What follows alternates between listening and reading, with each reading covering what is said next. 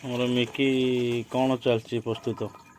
କାଲି ଗୁରୁବାର ଆଜି ଛେନାଟା ଛିଣ୍ଡେଇକି ଘର ସବୁ ଜିନିଷ ଘରେ ତିଆରି ଜିନିଷ ଖାଇବା ସବୁଠୁ ବେଷ୍ଟ ହେଲା କି ନିଜ ଘରେ। କ୍ଷୀର କିନ୍ତୁ ଆମର କିଣା ହେଇକି ଆସୁଛି।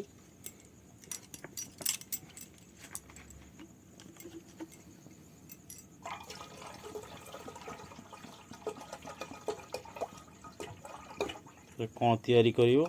ପନିର ଦେଖିବା 1 ଲିଟର କ୍ଷୀରରେ କେତେ ପନିର ବାହାରୁଛି, ଏଇଟା ଟିକେ ଟେଷ୍ଟ ହେବା ପାଇଁ।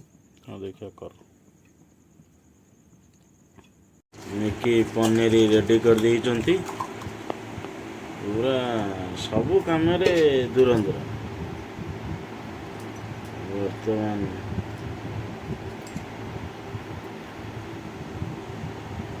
ପନିର ରେଡ଼ି,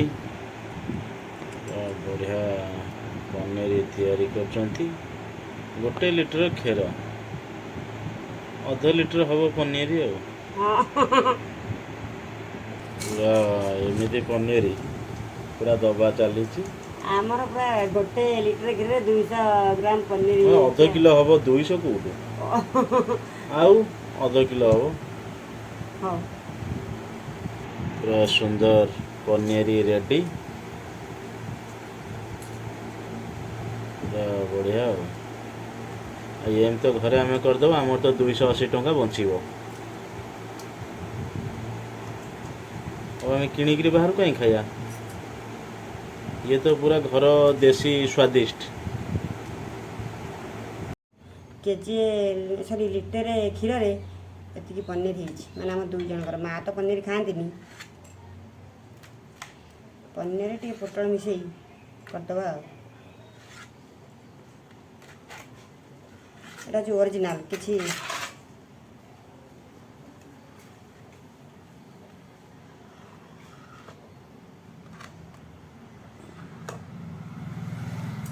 ପନିର ପୁରା ରେଡ଼ି, ତା ସାଙ୍ଗରେ ପୋଟଳ କୁରୁମା। ପୋଟଳ ମାନେ କମ୍ ଘରୋଇ ଜିନିଷରେ କମ୍।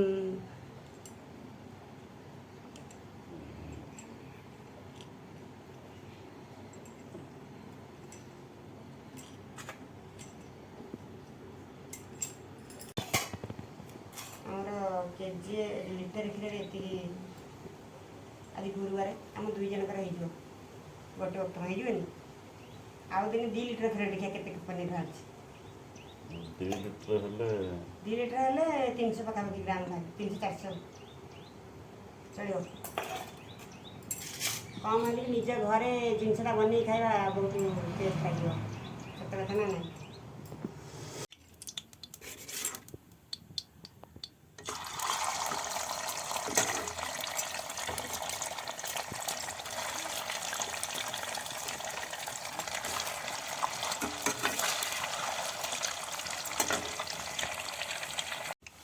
ସତ କଥା ହେଲା, କମ୍ ତେଲ ମସଲାରେ ତରକାରୀ କରିବ ବଢ଼ିଆ ଘରୋଇ ହିସାବରେ। ଆଉ ଯେ ବହୁତ ମସଲା ଦେଇ କରିବ ମୋତେ ଭଲ ଲାଗେନି। ହାଲକାରେ ମସଲା ଦେବ, ସୁନ୍ଦର ଲାଗିବ ପୁରା। ଆଉ କମ୍ ଘରୋଇ ହିସାବରେ କମ୍ ତେଲ ମସଲା, କମ୍ ସବୁ, ଆଉ ରଙ୍ଗ ଫଗ ସବୁ କମ୍। ଏଇଟା ଟିକେ ପାଣି ପଶିଗଲା ପନିରରେ, ପାଣି ପଶିଗଲା। ପୋଟଳଟା ଟିକେ ଜରିବା ପାଇଁ ଛାଡ଼ିଦେବ।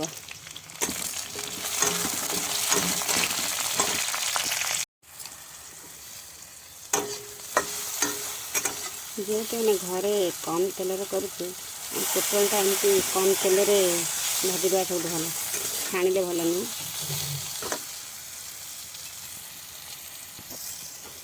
ସବୁ ଜିନିଷ କମ୍ ପରିମାଣରେ ତେଲ ମସଲା ଦେଇ କଲେ ସବୁଠୁ ଭଲ। ପନିର ଆଳୁ ଛଣା ହେବ, କିନ୍ତୁ ପୋଟଳଟା ଏମିତି ଅଳ୍ପ ତେଲରେ ଭାଜିଲେ ଭଲ।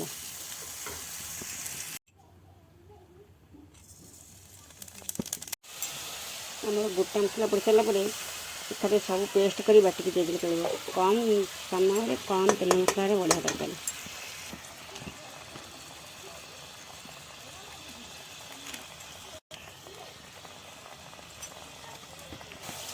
ଆମର ଗୋଟା ସବୁ ମସଲା ଥୁଆ ହେଇଛି ଏଇଠି।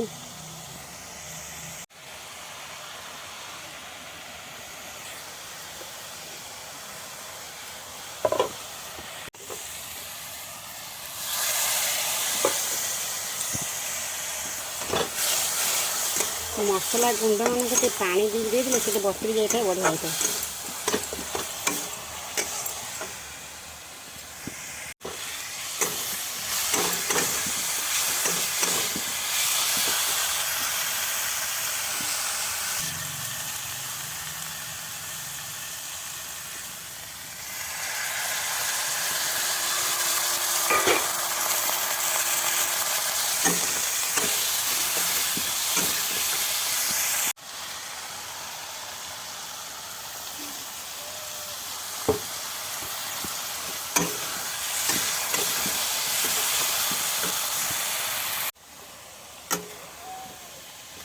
ଆମର ପୁରା ପନିର କଷା ହେଇଗଲା ରେଡ଼ି। କମ୍ ତେଲ ମସଲାରେ ଘରେ ଯେକୌଣସି ଜିନିଷ କରି ଖାଇଲେ ବି ବହୁତ ସୁନ୍ଦର ଲାଗେ। କମ୍ ତେଲ ମସଲା ଆଉ ନିଜ ଘରେ ସବୁ ଜିନିଷ ନିଜ ଘରେ କରିବ ଖାଇବ। ତରକାରୀ ଫୁଟି ଆଇଲାଣି, କେବଳ ଧନିଆ ପତ୍ର ଆଉ ଗରମ ମସଲା ପଡ଼ିବ, ତାପରେ ଖିଆ ହେବ।